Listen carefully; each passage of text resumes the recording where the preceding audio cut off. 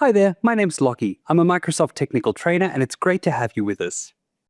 In this video, we're going to talk about how you can secure AI interactions and environments within Purview. But specifically, we are going to be focusing on data security posture management for AI, commonly just called DSPM for AI. Purview has many different protections within the AI space, and DSPM for AI is essentially the collation point where all of this comes together. In this video, we are going to focus on the theory of it, talking through how we can protect AI environments and ensure that your data is secure no matter how it is being utilized with modern generative AI solutions and beyond. If you are looking at the broader information protection framework, this four-part lifecycle is focused on a range of different areas, and protect data is one of the critical pieces. Note, though, that we are looking at a subset focused on AI environments alone. Within the AI lifecycle, there is a number of different additional activities that are a little bit different comparative to other types of data management toolkits. For example, the discovering of activity is focused specifically around how individual users are utilizing generative AI more broadly. This allows us to identify which tools are used and how they are interfacing with sensitive data. Whilst the Activity Explorer and audit logs do give us some information in this focused on a prompt-based file access sort of scenario, there may be additional controls we need to put in place, such as understanding risky behavior to ensure that we are not going through and exposing data too far. Speaking of data exposure, we also want to make sure that interactions with AI systems are respecting the labels that we apply. If we put an enforcement, an encryption, a restriction, something in place, we want to make sure that AI systems are respecting those labels. And if the system cannot respect it, that we prevent access to that type of sensitive data in those systems. Whilst Microsoft 365 Copilot can respect labels generated in Purview, it's not a guarantee across all of the ecosystem. We also want to be able to govern how the content is used, what is fed in, and how that actually feeds into place, and what is available, as well as being able to alert if a risk is presented to us. So you need to think about how these are going to interact within the broader framework. For more information on the framework, you can head to learn.microsoft.com to grab a full summary of how this all fits together. Now let's talk Purview specifically. Where does Purview actually fit within the risky AI use category? What is it looking to protect against? I find it's best to have a scenario to walk through to give you an idea of the sort of thing we are looking to essentially restrict reactions for, to ensure that interactions with users are governed in a way that is appropriate.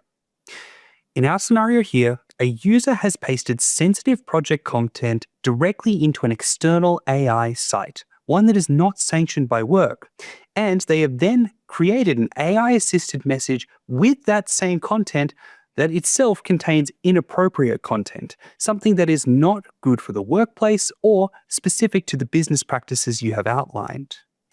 This is a tough scenario to handle, so we want to make sure that we are working with the user and understanding how we can build protections to ensure that A, they cannot get the data into this place that is inappropriate to send information, and B, we can show how that inappropriate content can be captured. This is both looking at unsanctioned and potentially unintentional use cases where a user didn't realize that they should have made a mistake. We'll talk about the way in which we can audit and track this data. We'll look at a little bit of DLP in terms of how we can actually capture this information. We'll talk about the insider risk management component. It's going to be important to identify that this user has an elevated risk based on the structure of everything I just described. And then we'll talk a little bit about how communication compliance actually feeds back into this to be able to detect where inappropriate content may have been put in place.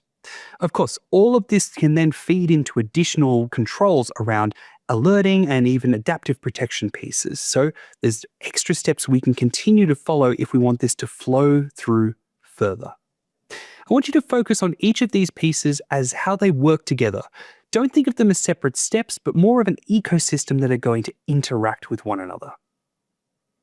With this as our base, let's talk through how Purview actually functions when you're protecting against AI interactions.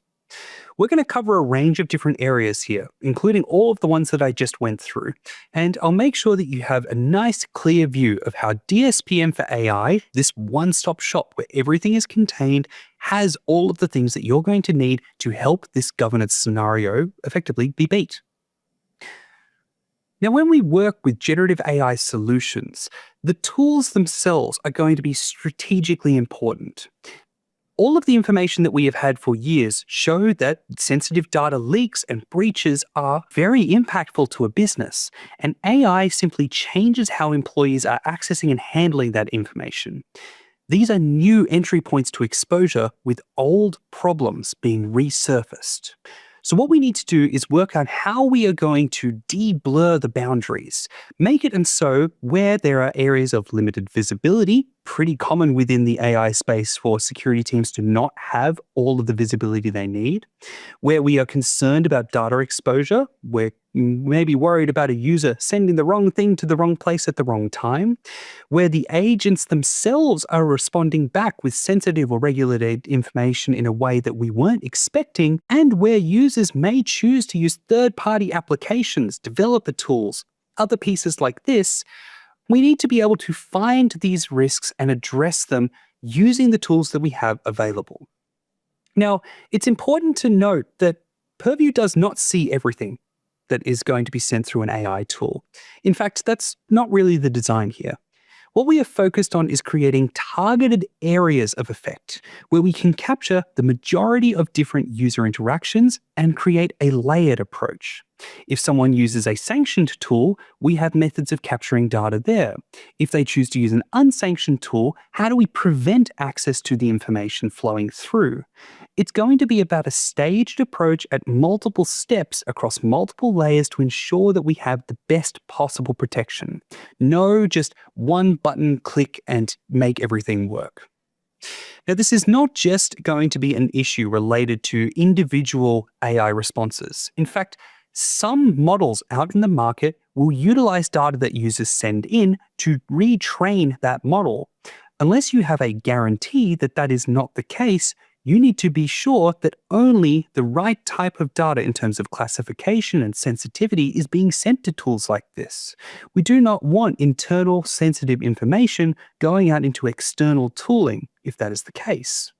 When we look at things around Copilot, there are certain risks that apply there that may be different, such as Microsoft 365 Copilot's guarantee around how data will be utilized. But for each generative AI application, that needs to be checked. So when we work with AI data and with AI interactions with data, we need to effectively try and find the way that we are going to address these in as many ways as possible, through visibility, protection, and ultimately just getting an idea of where things come into play. Now, it starts with DSPM for AI, which is like a bundle of different pre-built tools that are designed to address specific AI-related risks. Think of it as your visibility and interaction matrix. We can use this as a starting point to help you get some baseline governance in place and be able to work within the foundations there. Out of the box, Purview does not support any specific piece of AI tooling. In fact, it's very rarely automatic. You need to have additional controls that allow us to actually see the information that Purview needs to know that sensitive data is being interacted with. For example, an integration with DSPM for AI when you focus on data endpoint correlation. Maybe we're looking at something within the Defender for Cloud App space. There is information from multiple sources that we can leverage to ensure that governance is maintained throughout all of these different Microsoft and non-Microsoft AI tools. But consistency is going to be the name of the game here. What DSPM for AI is doing is that once you can feed us that information, we can have a consistent response. That no matter what sort of tool it is, you can define things like security guidelines, whether it is compliant or non-compliant. You can define boundaries and then guide corrective actions to ensure that users behave in the way that is expected. It's also worth noting that whilst DSPM for AI is its own section within Purview, it is technically not anything different. It's actually a collation of resources and shortcuts across two individual pieces of the puzzle. The AI protections extend existing Purview capabilities rather than going through and creating an entirely new stack. You won't need necessarily any additional components of it. If you are built on the same Purview licensing, you'll have most of the things required to get yourself started. Now, AI interactions, the back and forth that we have where we are working with an AI tool, is where we see the large majority of potential sensitive leaks, either through the passing of information to the tool or the generation of information from that tool. Because it is an integrated set of capabilities, we effectively have a lot of different places we can provide those checks.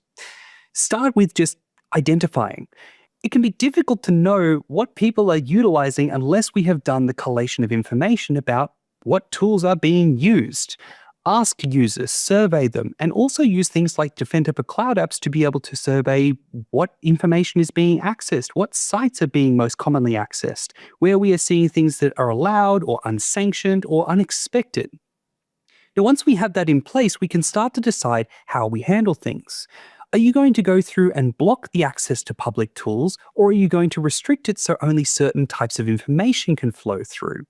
That's your call, but a call needs to be made in terms of what you are going to do when unsafe or non-compliant AI activity is put in play. Next, you need to choose your governance response. How are you actually going to work through the fact that these AI-generated responses are going to happen?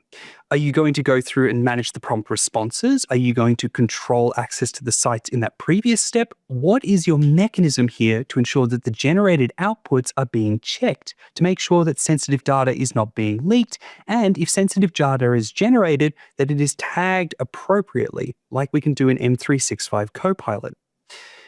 If we do find unsafe activity, what's next? Is it presenting the user as a risk? Is it providing a tooltip? Is it an audit? Is it an insider risk capability? You have to think about what your response is going to be. And of course, because we are looking for consistency, you need to think about how you are going to have that response. What is a consistent response to your users? You want to make sure that the lines are clear in a world where the lines are usually blurred. We need to make sure that we understand that these interactions and users are going to seek these sorts of tools whether or not we are ready for it. So, how do we use this to both go through and control and identify where potential exposure risks exist? Since DSPM for AI is designed as a mechanism to have at least a single pane where we can view a lot of the information that's spread amongst all of the different Purview resources, we should be able to have a single spot that we can run things like assessments to be able to understand what our exposure risks look like, to be able to activate certain recommended protections, and also be able to send off to other Purview solutions when we actually need to activate some sort of secondary tooling. So let's work through it bit by bit. DSPM for AI itself is really designed as just a collation point. It's a central place for you to go to be able to understand all of the different AI interactions within your environment. So, yes, you get to see what AI tools are used. As long as you feed in the information to Purview, we can use that to be able to understand if it is third-party tools, first-party, sanctioned, unsanctioned, what are we looking at? We also get to see how content moves between these different tools. As long as we're able to get that information in play, we can see how it is interacting, what type of sensitive data is appearing, and files and resources that are being utilized. Now, because compliance tools don't always capture AI-generated content directly, it's always important to have some sort of secondary check. So you may integrate directly with Copilot's enterprise AI apps, or you may choose to go a third-party AI tool and integrate directly there. We can also look at capturing within the browser content to be able to pull these pieces in. Now, even if a prompt doesn't include that AI response, remember, models can generate sensitive or regulated content based on the content that was retrieved originally. So if a user feeds in sensitive information, that can compound into a generated response that also contains sensitive info. Think of this as a 1-2, and anytime we see a leak, it potentially can continue to compound if we're not prepared. So, with all of this, let's actually just get our environment ready. We want to make sure that day dot, we have all of the things we need to be able to essentially get ourselves protected with AI. First, make sure that audit is enabled in your environment. This is probably the most important thing that you can do. So any AI prompts and responses that we are able to fetch, no matter the scenario and solution, we can actually ensure that those are audited correctly. Next, you want to ensure that your devices are onboarded to Purview. This allows us to capture the non-enrolled applications. Think someone accessing a third-party AI application for generative AI directly through a browser. We can capture that if we onboard the device into Purview and capture browser signals. And then make sure that the Purview browser extension is also installed. Now, if you're using Edge for Business, you shouldn't need any additional components here. As long as it's signed into the work path for profile, we can capture most things. But it's an important extra piece of prep to make sure that it is in place if you're using Firefox or Chrome. All of this is on the main Get Started page. And please note, there is also a separate Microsoft 365 Copilot page within the Data Security Posture Management for AI portal. So we do have a separate section to help you set up M365 Copilot. Next, once we have onboarded, check the recommendations. There are a number of different recommendations out of the box to help you get secure in the use of AI. First, each of the recommendations are going to come with different sorts of policies that need to be implemented in different ways. There is a range of different one-click policies, though, that are set up to handle the most common scenarios we see with generative AI applications. Once that's in place, there is going to be guided steps for additional policies to help you get things set up. Make sure that we set things up in communication compliance so we can check for potential offensive activity, or maybe looking at data loss prevention and DLP policies to be able to label things correctly or put in governance. There will be a number of recommendations kind of in the hub there. Consider this as a central spot to know that you are improving your AI posture more broadly. The policies themselves also appear in the DSPM for AI policy page, so you can navigate to there to view individual types of policies one by one. Now, the AI usage report is another mechanism we can use to see how things are behaving. Again, we do need to have the data flowing in, but if the data is flowing in and we've onboarded correctly, we can essentially see how both Copilot and enterprise AI apps, as well as unsanctioned applications, are actually being interacted with. This is going to be an important piece of the puzzle, not just for your AI security standpoint, but also your rollout. This is a great way to understand where there is different potential use cases, where we're seeing different applications utilized, maybe where we're seeing first and third party used in different ways. We can see in this environment there is a strong use case for Security Copilot, so that tells us that we're seeing a lot of use in that space. Maybe that's of interest to know that that is a common area that we're seeing. There's a number of different drill downs and filters that you can use in this space to be able to pivot for different purposes. And this is really designed not as a replacement, but as a complement to things like the Activity Explorer to find different patterns about how things are actually being viewed across the event space. Outside of general usage, we do also have some specific agent and app-based components. So if you are working within the agentic AI space, you can also take a look at the different agent activities in terms of how these are being interacted with. Agents are their own kettle of fish, and there is quite a lot that we need to think about when we are building out our agents here. But if you're trying to view what is most popular, what is being shared amongst users, and where we are seeing common trends, this gives you a way to be able to view that data specific to things within the Copilot Studio ecosystem and within the broader agentic ecosystem there. Whilst this is not classifying apps directly, it is going to show at least all of the supported and detected apps that we find that come under that agent category and give us a way to identify potential high usage or high risk tools. Not always the same thing, but in some cases they definitely are. The Activity Explorer, of course, does still have quite a bit of this same information, so if you're looking for a way to surface just the raw information about how different DLP events are being triggered, you can also choose to use that in some of the filter-based events that we have there. You can filter by app, user, sensitivity, all the standard things that we've looked at previously with the Activity Explorer. But this gives you the ability to also filter based on AI interactions alone.